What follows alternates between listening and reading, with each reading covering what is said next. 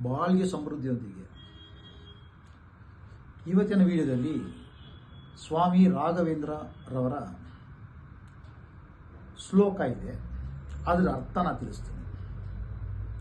ಪೂಜ್ಯಾಯ ರಾಘವೇಂದ್ರಾಯ ಸತ್ಯಧರ್ಮ ರಥಾಯ ಚ ಭಜಾತಾಂ ಕಲ್ಪವೃಕ್ಷಾಯ ನಮಾತಾಂ ಕಾಮಧೇನುವೇ ಅಂತ ಶ್ಲೋಕ. ಏನಪ್ಪ ಇದು ಅರ್ಥ?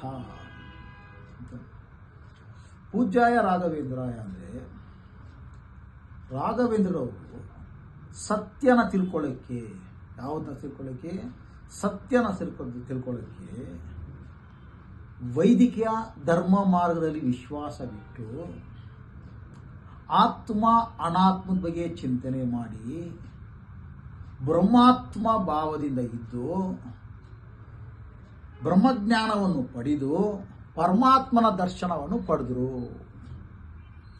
ಪರಮಾತ್ಮನ ದರ್ಶನ ಪಡೆದುಬಿಟ್ಟು ಈಶ್ವರನ ಸತ್ಯನ ತಿಳ್ಕೊಂಡು ನಿರ್ಗುಣ ಬ್ರಹ್ಮನಾಗಿ ಇದ್ರು.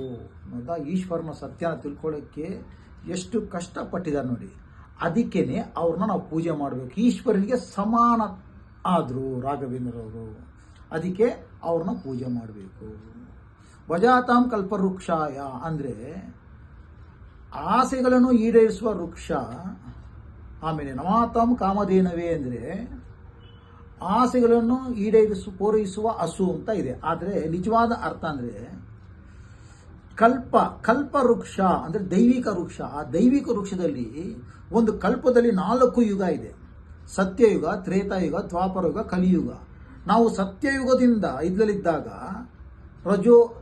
ಸಾತ್ವಿಕ ಗುಣದಲ್ಲಿದ್ದವು. ಆಮೇಲೆ ಬರ್ತಾ ಏನಾಯ್ತು? ರಜೋ, ಆಮೇಲೆ ತಮೋ ಗುಣ ಆಗ್ಬಿಟ್ಟು. ಈ ತಮೋ ಗುಣದಿಂದ ಪುನಃ ನಾವು ಸಾತ್ವಿಕ ಗುಣ ಆಗ್ಬೇಕು. ಅದಕ್ಕೆ ಏನ್ ಮಾಡಬೇಕು?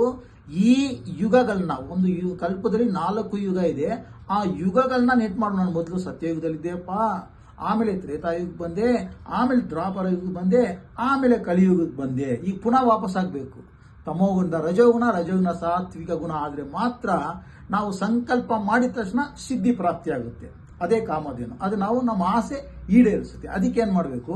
ನಾವು ಈ ದೈವಿಕ ವೃಕ್ಷ ಅಂದ್ರೆ ಇದು ಕಲ್ಪ, 4 ಯುಗಗಳನ್ನು ಹೊಂದಿರುವಂತಹ ಒಂದು ಕಲ್ಪವೃಕ್ಷ. ಅದನ್ನ ನಾವು ಯಾವಾಗಲೂ ನೆನಪು ಮಾಡ್ತಾನೆ ಇರಬೇಕು. ನೆನಪು ಮಾಡಿದ್ರೆ ಏನಾಗುತ್ತೆ? ನಮ್ಮ ಆತ್ಮದಲ್ಲಿರುವ ಕಲ್ಮಶಲ ನಾಶ ಆಗ್ಬಿಟ್ಟು ತಮೋಗುಣದಿಂದ ಏನಾಗ್ತೀವಿ? ಸಾತ್ವಿಕ ಗುಣ ಆಗ್ತೀವಿ, ಸತ್ವಗುಣಕ್ಕೆ ಬರ್ತೀವಿ. ಆಗ ನಮ್ಮ ಆಸೆ ಎಲ್ಲ ಈಡೇರುತ್ತೆ ಅಂತ ಈ ಶ್ಲೋಕ ಅರ್ಥ ಬರುತ್ತೆ. ಫುಲ್ಲು ಎಲ್ಲಾನೂ ಈ ಶ್ಲೋಕದಲ್ಲಿ ತುಂಬಲ್ಪಟ್ಟಿದೆ. ಬಾಳ್ಗೆ ಸಮೃದ್ಧಿಯೊಂದಿಗೆ. ಪೂಜ್ಯಾಯ ರಾಘವೇಂದ್ರಾಯ ಸತ್ಯಧರ್ಮರತಾಯ